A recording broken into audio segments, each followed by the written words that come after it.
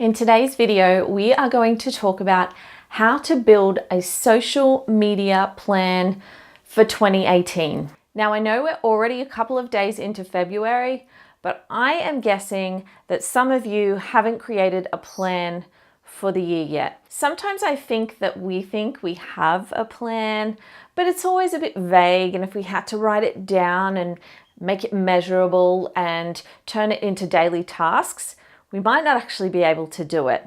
So before I start planning anything, I want to know which channels I am going to be investing my time and effort into this year. Specifically for 11 Lights Media this year, we are doubling down on YouTube and also Instagram. It doesn't mean that we're not going to be on Facebook or LinkedIn or Twitter or any of those other places, but my efforts and my original content is going to be on YouTube and Instagram, and pretty much every other platform either has an entirely different strategy attached to it, or it's going to have some sort of repurposed content out of these pillar pieces of content I create for you on here. So sit down, have a think about where you want to invest your time and effort. And look, for some of you, that might mean that you invest even more heavily into a platform that performed well for you last year.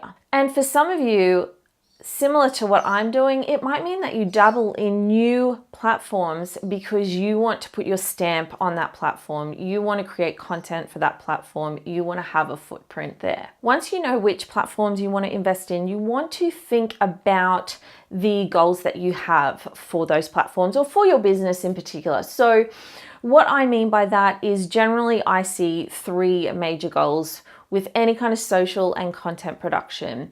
And those goals are brand awareness, so getting your name out there so that people know who you are. Authority building, so establishing yourself as the leader and the go-to in that space.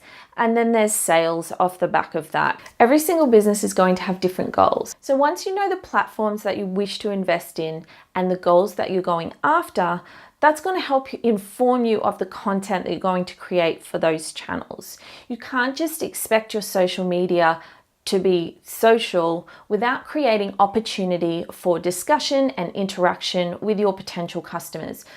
So we usually do that by creating content, whether that's entertaining or whether that's educational or whether that's simply inspiring. We create content to create conversation. So now that you know the content that you want to create, you have to think about how you're going to measure those efforts. For some businesses, that's very strict. There's lots of numbers, there's lots of funnels, there's lots of triggers.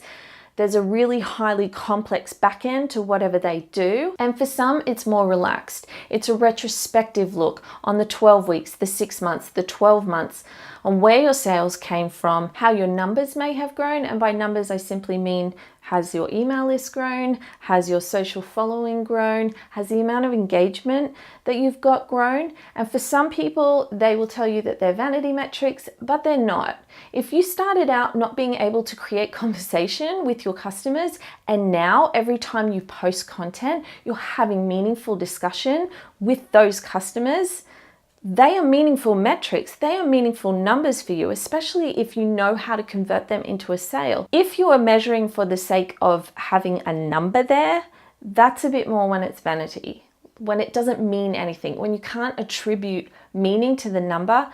That's when it's vanity, and that's when those numbers are arbitrary. So figure out what you're going to measure and how you're going to measure it, and stick to that. Once you know the platforms that you're going to put your effort into, you need to think about frequency and distribution and all of those little things that take planning. And once you do them, they're awesome, but they really do require organization and participation on your part.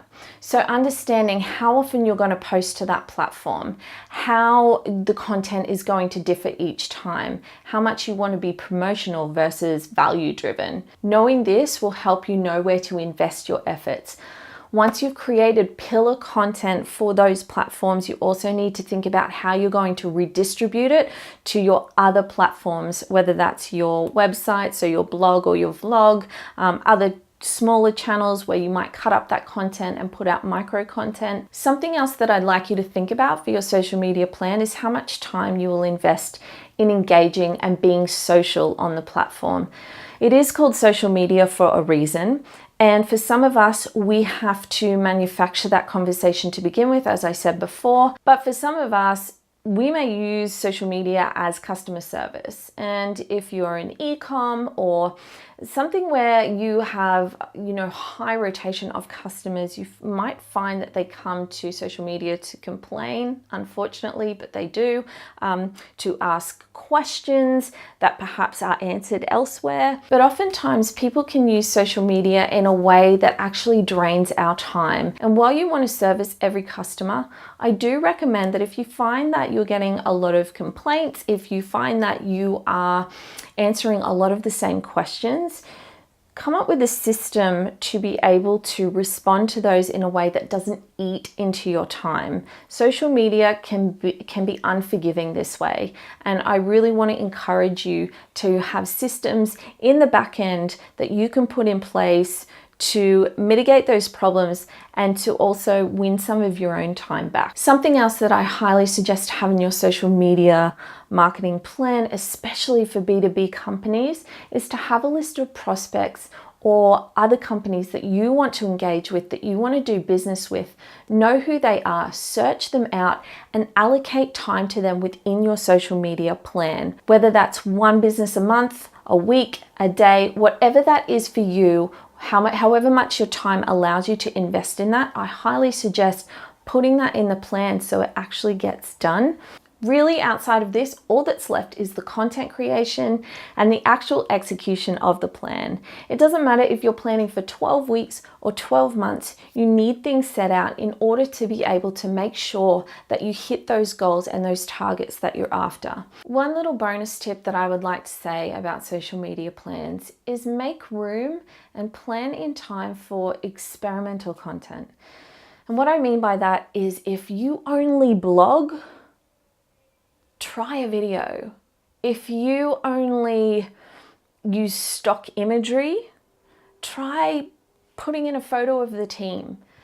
Take time to experiment and test and measure what works. When you make these small iterations, sometimes it can make the world of difference. And you never know if something else is going to work for you unless you try it. But you also need to factor that time in, especially if it's something that's a little bit more time consuming, like creating a video. You need to factor in the editing, factor in whether or not you're going to transcribe it or caption it, where you're going to host it, whether that's going to be on YouTube or Vimeo or something like that. So I would like to know in the comments below if this was helpful for you in shaping your social media plan. If it was, make sure you hit the subscribe button in the corner, and I will see you in the next video.